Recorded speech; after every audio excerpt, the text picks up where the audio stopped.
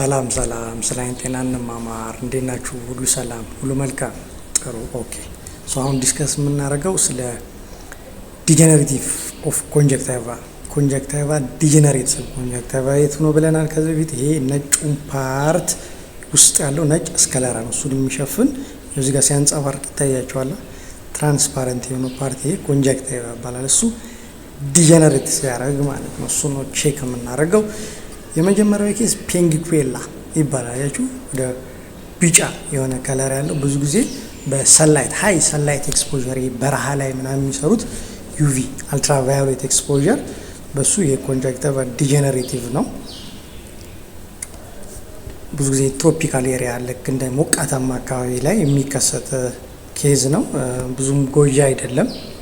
አሲቲዝ ነው እንደዚህ የምንተወው። ግን ልክ እንደዚህ ኢንፍሌምድ ሲሆን ግን ሬድነስ ምናምን ሲያመጣ ግን መድኃኒት ጠብታ ያስፈልጓል። ብዙ ጊዜ ስቴሮይዳል ድራግ ላይክ ዴክሳሜታሶን እንሰጣለን። ታፐርድ ደግሞ ብናደርገው ብዙ ጊዜ ታፐርድ ስንሆን ኪዋይዲ፣ ቲአይዲ፣ ቢአይዲ ማለት በቀን 4 3 2 1 እያልን ነው የምናዘው። ለምን ከዚህ በፊትም ተነጋግረን እነዚህ ስቴሮይድ ረጅም ሰዓት በተከታታይ የምንጠቀም ከሆነ የግላኮማ የአይን ግፊት በሽታ የማምጣት እድል ስላላቸው ቀስ በቀስ እየቀነስን ይሄ የቀላው እንዲጠፋ እናደርጋለን። ግን ብዙ ጊዜ ይሄ ፔንጊኩዌላ የሚባለው የሚመጣው በሰንላይት ኤክስፖዠር ከፍተኛ የሆነ አልትራቫዮሌት ጨረር ኮንጀክቲቫል ዲጀነሬቲቭ ያመጣል። እንደዚህ አይነት ከለር ያመጣል። ማይልድ የሆነ ዲስኮምፎርት ያመጣል። ስለዚህ ብዙ ጊዜ የምንመክረው ምንድነው የፀሐይ መከላከያ መነጽር እንዲጠቀሙ እንደዚህ አይነት ታካሚዎቻችን እንመክራለን ማለት ነው።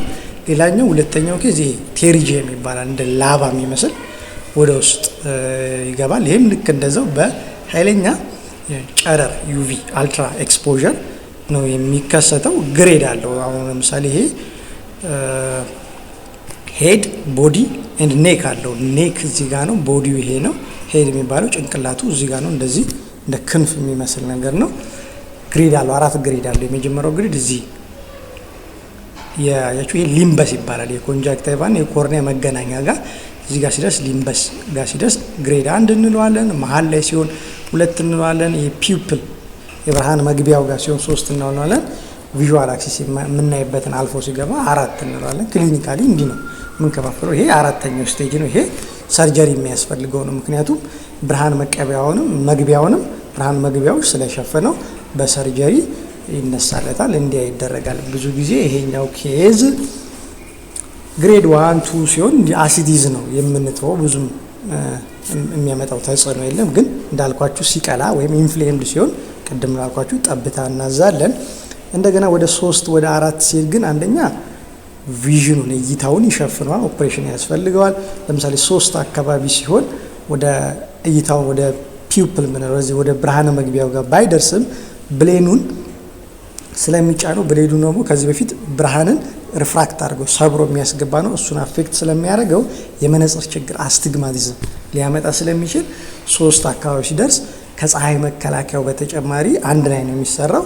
ቁጥር ሊኖረው ስለሚችል ሪፍራክሽን የመነጽር ክፍል ውስጥ ገብቶ መነጽር እንዲታዘዝለት እናደርጋለን ማለት ነው። በፀሐይም እንዲከላከል ቁጥሩም እንዲኖረው እና እይታ መጠኑ እንዲያስተካክል አድርገን መነጽር እናዝለታለን ማለት ነው። ይሄ ቴሪጂየም ይባላል ማለት ነው። ሌላው የምናየው ደግሞ ይሄ ኮንክሪሽን ይባላል። ይሄ ደግሞ የሊዱን እንዲስትገለብጡት በውስጥ በኩል አያችሁ እዚች ጋር ነጭ ነገር ይሄ ካልሽየም ዲፖዚት ይባላል። ማለት የኮንጀክቲቭ ኤፒቴሊየም ላይ ፓርቱ ዲግሬድ ሆኖ የዴብሪስ እና ካልሽየም አኮሙሌሽን ሲኖረው ይሄ ኮንክሪሽን ይባላል። ብዙ ጊዜ ሱፐርፊሻል ወደ ውስጥ ዲፕ ምናምን እንደዛ ከሆነ ብዙም የምናረግለት ነገር የለው። ግን ወደ ላይ እየወጣው ሱፐርፊሻል ወደ ላይ የሚወጣ ከሆነ ብሌኑን ወደ ውስጥ ስንገለብጡ አሁን ይሄን ብሌኑን ስለሚከረክረው ፎሬን ቦዲ ሴንሴሽን ያመጣል። እንደገና ብሌኑን ጫር ያደርጋል፣ አብሬሽን ያመጣና ጉዳት ሊያደርስ ይችላል። ስለዚህ ያ በሚሆንበት ጊዜ ሊዱን እንገለብጠውና ሱፐርፊሻል የሆነውን በኒድል በመርፌ ኢንሱሊን ስሪንጅ የምትባል ቀጭን አለች በእሷ እናወጣለታለን ማለት ነው። የኮንክሪሽን ሲሆን ብዙ ጊዜ በፊት አስተማሪዎች ይሄ ጠመኔ የሚጠቀሙት ማለት ነው ብላክ ቦርድ ላይ ጠመኔ የሚጠቀሙት የቾኩ ብናይ ምናምን ይገባና እዚህ ጋር አኮሙሌሽን ይከማቸና ብዙ ጊዜ ያስቸግራቸው ነበር። ያው ጊዜ ግን ያው ብላክ ቦርድ ቀርቶ በማርከር ስለሆነ እንደዚህ አይነት ኬዝ አይኖርም።